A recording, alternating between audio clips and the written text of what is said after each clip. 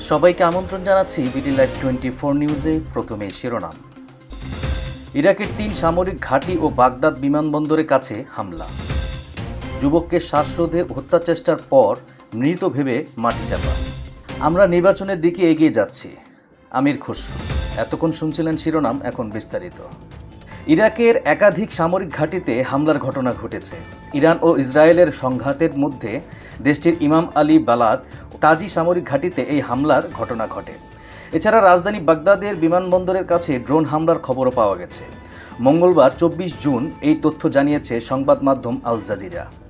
সংবাদ মাধ্যমটি বলেছে, মধ্যপ্রাচ্যে উত্তেজনার মধ্যে ইরাকের একাধিক সামরিক ঘাঁটিতে হামলার ঘটনা ঘটেছে বলে জানিয়েছে বিভিন্ন সংবাদ মাধ্যম। আল সুমারিয়া টিভির প্রতিবেদনে বলা হয়, ইরাকে অবস্থিত ইমাম আলী সামরিক ঘাঁটির রাডার সিস্টেম হামলার লক্ষ্যবস্তু হয়েছে। ঘাঁটিটি প্রাদেশিক রাজধানী নাসিরিয়া শহরের দক্ষিণ পশ্চিমে অবস্থিত। কে এই হামলা চালিয়েছে সে বিষয়ে এখনও কিছু জানা হয়নি।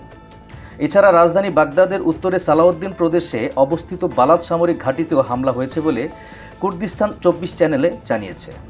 এখন পর্যন্ত কোনো হতাহত বা ক্ষয়ক্ষতির খবর পাওয়া যায়নি।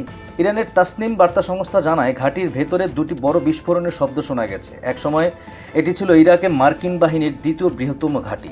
ইরাকের সরকারি বার্তা সংস্থা INA জানায়, বাগদাদের উত্তরে অবস্থিত তাজি সামরিক ঘাঁটিতে একটি অজ্ঞাত ড্রোন হামলা হয়েছে, তবে কোনো হতাহতের খবর পাওয়া যায়নি। মাগুরার মোহাম্মদপুর উপজেলায় কামিরুল মোল্লা নামের এক যুবককে শ্বাসরোধে হত্যা চেষ্টার পর মৃত ভেবে মাটি চাপা দেওয়ার ঘটনা ঘটেছে। এই ঘটনায় মোহাম্মদপুর থানায় 6 জনকে আসামি করে একটি মামলা দায়ের করা হয়েছে। মঙ্গলবার 24 জুন বিষয়টি নিশ্চিত করেছেন মোহাম্মদপুর থানার ভারপ্রাপ্ত কর্মকর্তা ওসি আব্দুর রহমান। কমিরুল মোল্লা মোহাম্মদপুর উপজেলার বিনোদপুর ইউনিয়নের নারায়ণপুর গ্রামের আব্দুর রাজ্জাক মোল্লার ছেলে। বর্তমানে তিনি মাগুরা 250 শয্যা বিশিষ্ট হাসপাতালে চিকিৎসাধীন। মামলার প্রধান আসামির নাম আব্দুল্লাহ। তিনি একই উপজেলার রারিখালী উত্তরপাড়ার বাসিন্দা। মামলার এজাহার সূত্রে জানা যায়, গত বৃহস্পতিবার দুপুরে মোহাম্মদপুর উপজেলার রারিখালী উত্তরপাড়া এলাকার পূর্ব শত্রুতার জেরে আব্দুল্লাহ সহ আরও 5 জনকে সঙ্গে নিয়ে কমিরুলের গলায় গামছা পেঁচিয়ে শ্বাসরোধ করেন। এরপর তাকে মৃত ভেবে শরীরে অধিকাংশ মাটি চাপা দিয়ে পালিয়ে যান। কেবল তার পায়ের অংশ মাটির উপরে ছিল। প্রতিবেশী এক শিশু বিষয়টিকে দেখে তাৎক্ষণিকভাবে তার পরিবারের সদস্যদের খবর দেয়। শিশুটির পরিবারের লোকজন সেখানে গিয়ে ওই যুবককে উদ্ধার করেন। চিকিৎসাধীন অবস্থায় কমিরুল মোল্লা বলেন, গত 19 জুন দুপুরে বাড়ি থেকে রারিখালী বাজারের দিকে যাচ্ছিলাম। রারিখালী উত্তরপাড়া এলাকায় পৌঁছালে ওই গ্রামের আব্দুল্লাহ নামের এক যুবক ঝাড় থেকে কাটা বাঁশ বের করে দেওয়ার কথা বলে ডেকে নেন। ঘটনাস্থলে পৌঁছালে পেছন থেকে গলায় গামছা পেঁচিয়ে শ্বাসরোধ, এরপর অচেতন হয়ে পড়ি। তিনি আরও বলেন, গত 5 আগস্টের পরে ওই যুবকের সঙ্গে আমার রাজনৈতিক বিষয়ে নিয়ে তর্ক হয়।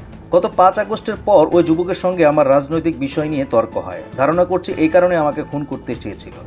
বিএনপির স্থায়ী কমিটির সদস্য আমির খসরু মাহমুদ চৌধুরী বলেছেন, নিশ্চিতভাবে আমরা ফেব্রুয়ারির প্রথমার্ধে নির্বাচনের দিকে এগিয়ে যাচ্ছি। জাতি এগিয়ে যাচ্ছে, ঐক্যবদ্ধভাবে এটা হচ্ছে। সোমবার 23 জুন রাজধানীর গুলশানে বিএনপি চেয়ারপারসনের রাজনৈতিক কার্যালয়ে লিয়াজো কমিটির বৈঠক শেষে তিনি এসব কথা বলেন।